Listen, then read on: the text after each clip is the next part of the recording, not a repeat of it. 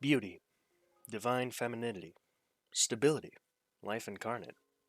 The moon holds some incredible importance to Earth, so much so that we've assigned it a bunch of things that it also just is, because we wouldn't be alive without the moon. It's very important for being on Earth and what it means to live here.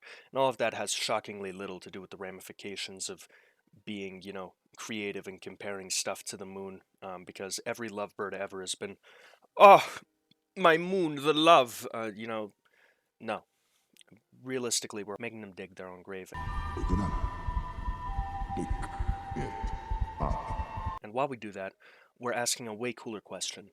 How did the moon get here? Now, in the way that I normally do videos, I go, most likely theory to least likely theory. The thing is that this is already solved. So, let's start with the actual most probable solution. Giant collision. In the early solar system, shit was whack.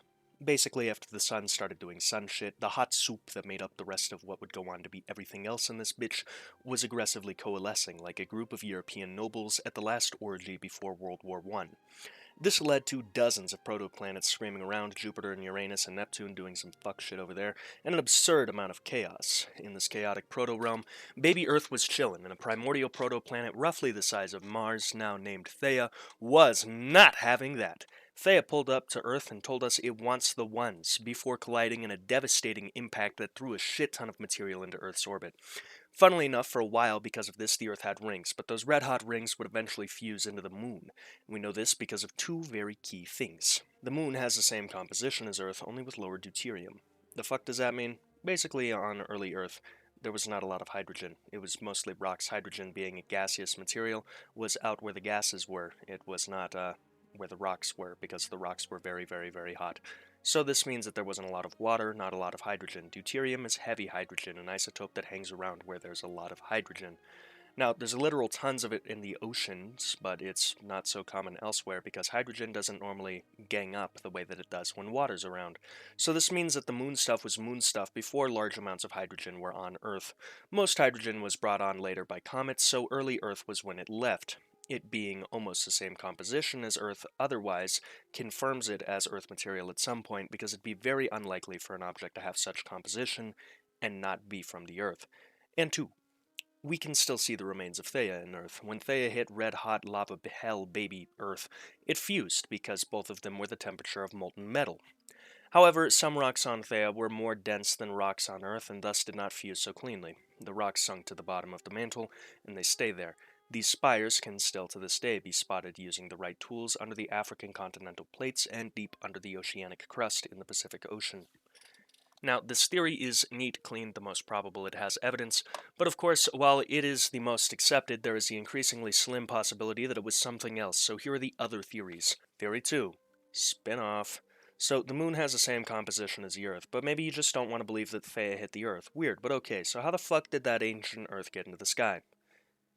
Well, there's not a lot of ways. I mean, we could be like, Jeff Bezos traveled in time and built rockets, but we're not at that point in the video yet. So let's stay in the realm of logic. Rotational energy. If you swing something covered in water droplets real fast, you can get them off. So maybe that's what happened. But there's a few huge problems with that. How could the Earth have been rotating that fast? It couldn't have been. Otherwise, the Earth would not have coalesced. It would have been too fast to stick together. And it somehow acquiring that speed afterwards is preposterous to imply, because what could have possibly given the Earth that speed? It's, by our current understanding of the solar system and physics, extraordinarily unlikely. Theory 3.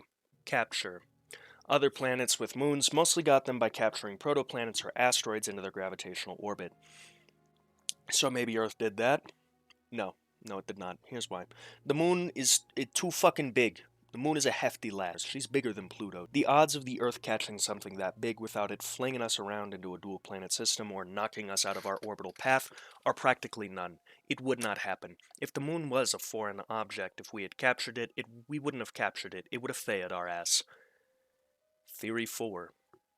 Aliens. Yeah, we're at that part of the video. It's Jeff Bezos ruling buzzwords, referencing conspiracy theories in a way that won't get me demonetized.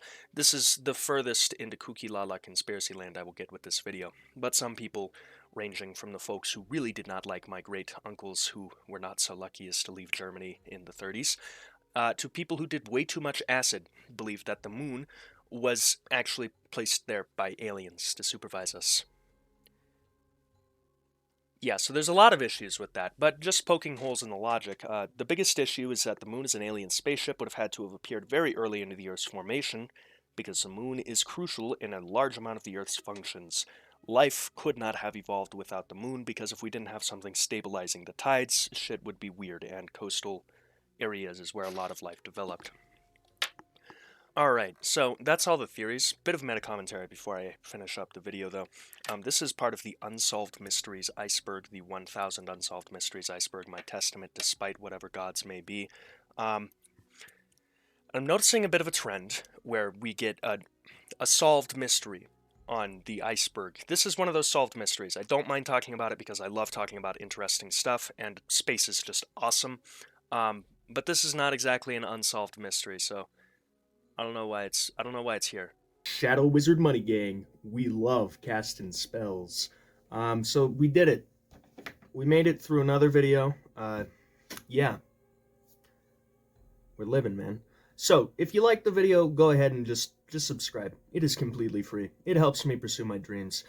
You know, you can always undo it if you hate my guts later. If you're already subscribed and you'd like to help out more, leave a like, leave a comment. All of that stuff's there. Do it if you feel like it. If not, whatever. This is another one of those videos that's like edging 8 minutes, so mid-roll ads, probably not going to be a thing. God have mercy on my monetization for this month. Yeah. Thank you for watching this far, if you're still here. Thank you to the patrons who fund this whole little wacky misadventure. I promise, I swear to God, I know I said like 3 videos ago, oh, longer form content soon, guys. It's coming. It is coming. You know, other things might be coming too, depending on what I do with my tongue. But yeah, there are ominous things, malicious things brewing. No one's really guessed what the community post I made a little while ago actually meant, so that's kind of funny. Anyway, this outro is taking way too long. So, thank you so much for watching. Subscribe if you liked the video, or like it, leave a comment. If you didn't like the video, dislike it, tell me to kill myself, whatever. It's all there. Just do stuff. I'm begging. Yeah, that's good for an outro. So, thank you for watching again. Until next time, have a great time. Memento mori.